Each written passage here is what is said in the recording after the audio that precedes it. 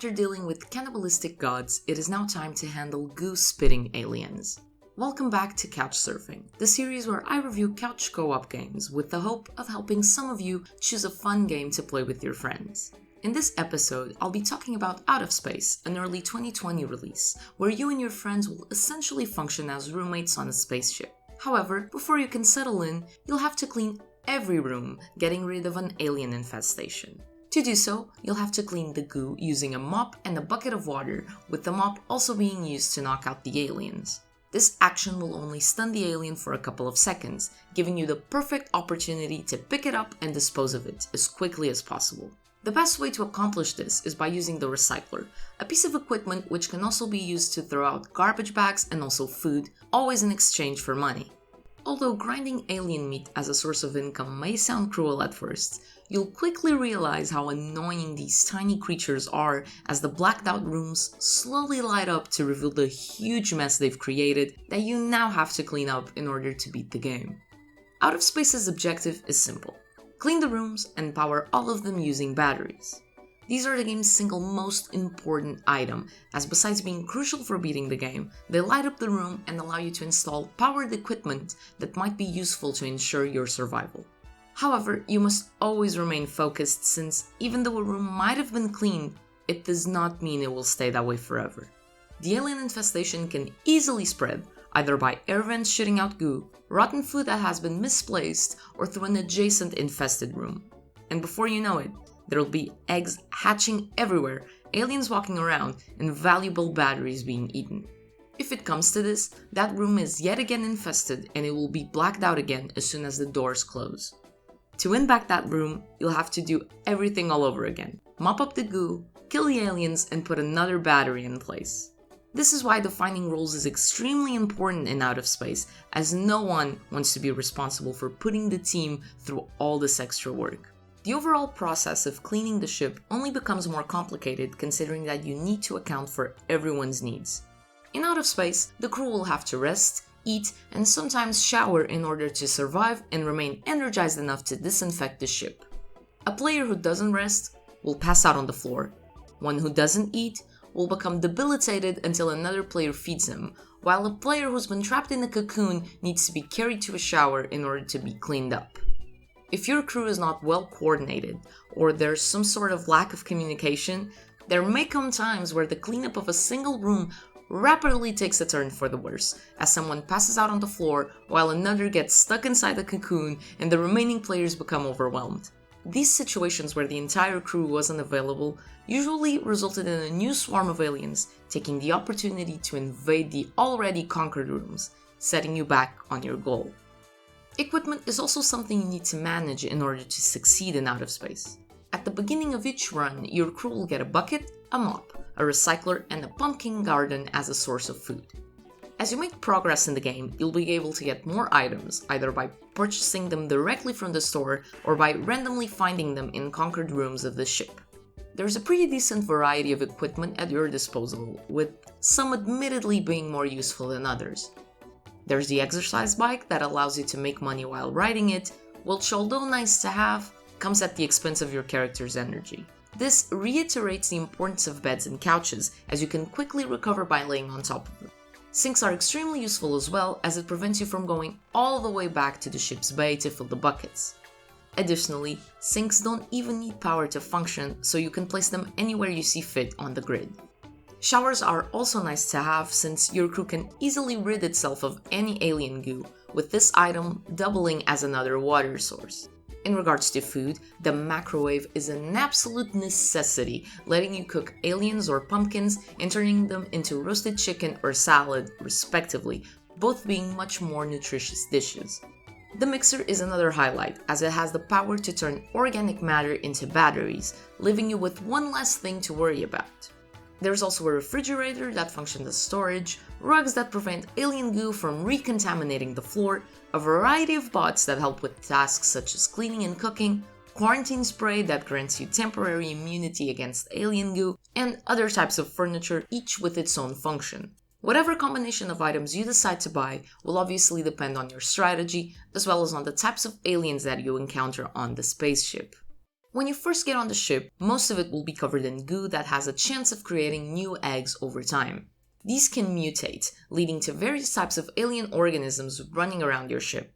Besides the basic pink crawlers, there's aliens with wings that can only be stunned using water, aliens with spikes that automatically dirty any player who touches them, and others have an outer shell that needs to be removed with water before you can stun them. There's also aliens that get a boost when hit by water, and others that can produce a green cloud that drains your crew's energy. Lastly, there's a king alien that has the power to boost the speed of all aliens nearby. Considering that 3 to 4 types of mutations are randomly selected for each run, you'll never encounter all these types of aliens at the same time, but the ones that do appear are sure to give you a bit of a headache.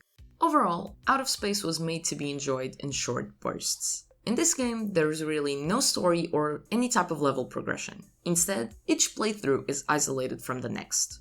With the exception of any potential unlockable equipment, characters, or aliens, your previous runs will not influence the following in any way, as the only thing you get to choose before the game starts is the size of the spaceship.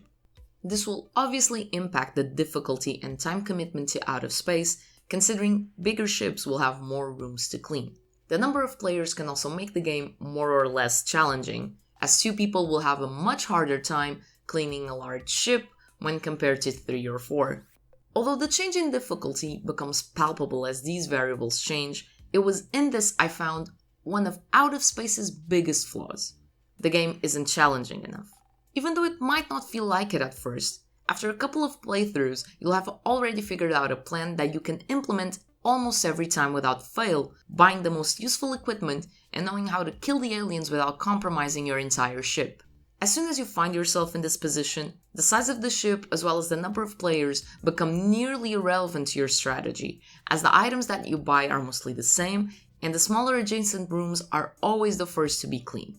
Perhaps one of the only aspects that might lead you and your crew to tweak your original plan would be the alien organisms that spawn on the spaceship, as a bigger number of buckets becomes more important in the presence of flying aliens, and tables to store stunned aliens may come in handy when fighting the ones who benefit from being watered. However, regardless of the alien variety on the ship, there's only really one of 2 ways to clean a room. You can choose to slowly attract a couple of aliens at a time and then get inside to wipe out the goo, or your entire team can all enter the room quickly at once, being as efficient as possible in stunning the aliens and disposing of them. The variety that the random ship layout and unlocked content introduce in new playthroughs is also unfortunately not enough to combat the staleness of Out of Space, resulting in what eventually becomes a repetitive experience that gives the player the possibility of creating an almost foolproof strategy.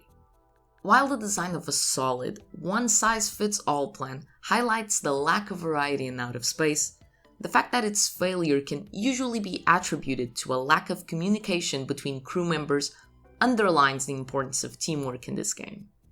All it takes is for one person to stray off the path, and suddenly the alien infestation is taking over the ship, with your team getting stuck inside cocoons until there's no one available to help, and it's game over. Hence, you need to ensure everyone's on the same page and working together at all times to guarantee no costly mistake is made. To be honest, I did find that lack of communication became more of a problem in longer runs, as patience sometimes started to run thin. With the longer playthroughs taking around 1 hour and a half to complete, the content Out of Space has to offer simply isn't enough to keep everyone engaged at all times. This eventually led to someone going rogue and chaos quickly ensuing as the rest of the team tried desperately to clean up the mess the other created by simply opening a door that never should have been opened in the first place. Another aspect I believe highly contributes to Out of Space's stagnant gameplay is its economy, which always follows the same trend. In the beginning of the run, you'll find yourself choosing what's the best in terms of purchases. Should I get another bucket? Or a battery to ensure we're ready when the first room is cleared? What about a couch to rest? Or maybe I should invest in a mixer instead? These are some of the questions your team will need to answer in order to take the first steps in this game. However, after the first 20 minutes, you'll realize that it doesn't really matter which item you buy first, as you'll rapidly be able to purchase all of them as gathering money becomes a trivial task. No need to use trash bags and aliens as a source of income when you can use an exercise bike and task one crew member with the job of riding it. Even if batteries seem to be a scarce and valuable item, by purchasing a mixer, all that goes out the window, as batteries become abundant and almost free, sparing the team from spending 30 space dollars every time a battery is needed. Additionally, you can purchase the TV from the shop, giving you access to discounts for other items. It also doesn't help that some random equipment is given to you for free in each playthrough, which obviously helps you save money. The fact that most equipment is expendable in my eyes also didn't help, since without a doubt I found items such as robots and most furniture to be completely useless. Whether they were bought once to check their functionality or received for free and put to use just because we had the extra room, I never felt like I would miss the cleaning robot that was taking up an outlet, or the bookshelves that I never wanted in the first place, even if their presence was supposed to power the appliances quicker.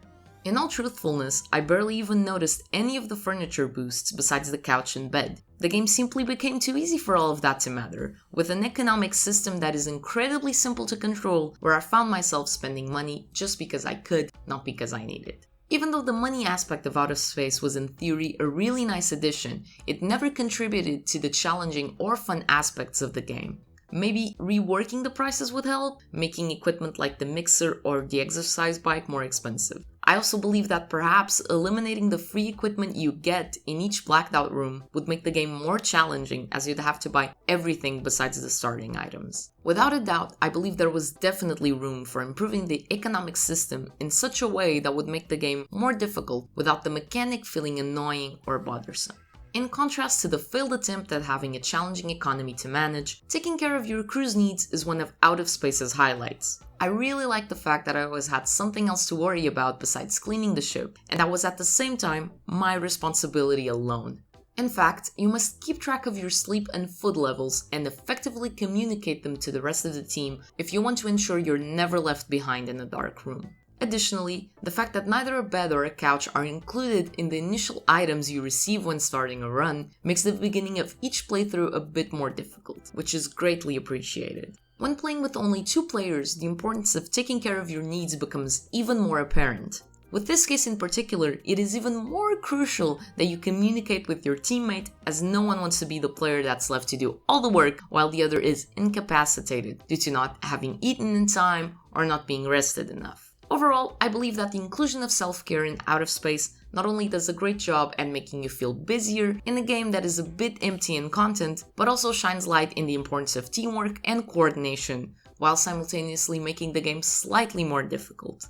In terms of controls, Out of Space is fairly okay-ish, with the biggest issue I found being the fact that sometimes I'd have trouble picking up a specific object in the middle of others. Opening doors was also a bit frustrating, as you'd have to let go of whatever you were holding to open or close the door. However, I think I can look past these things, because other than this, I actually found the controls to be pretty intuitive and straightforward. Altogether, fighting aliens, managing your money, and keeping track of your needs result in what I'd describe as a decent co-op experience for a couple of hours, as Out of Space extremely lacks in terms of longevity. In this game, you will definitely have to communicate with your peers if you want to succeed, as you'll quickly realize there's no point in trying to clean out a room by yourself. Although pretty strong in its teamwork aspect, Out of Space is only fun for a couple of playthroughs from time to time, as its flaws rapidly creep up and outshine the good this game has to offer. Filled with great ideas, Out of Space got me excited for the concept of a co-op strategy game where your character's needs actually play a role in terms of gameplay. Unfortunately, it left me feeling a bit disappointed due to its lack of variety as well as challenge. I'd recommend it for a good short time with a couple of friends, but I would never go as far as saying it is a must play.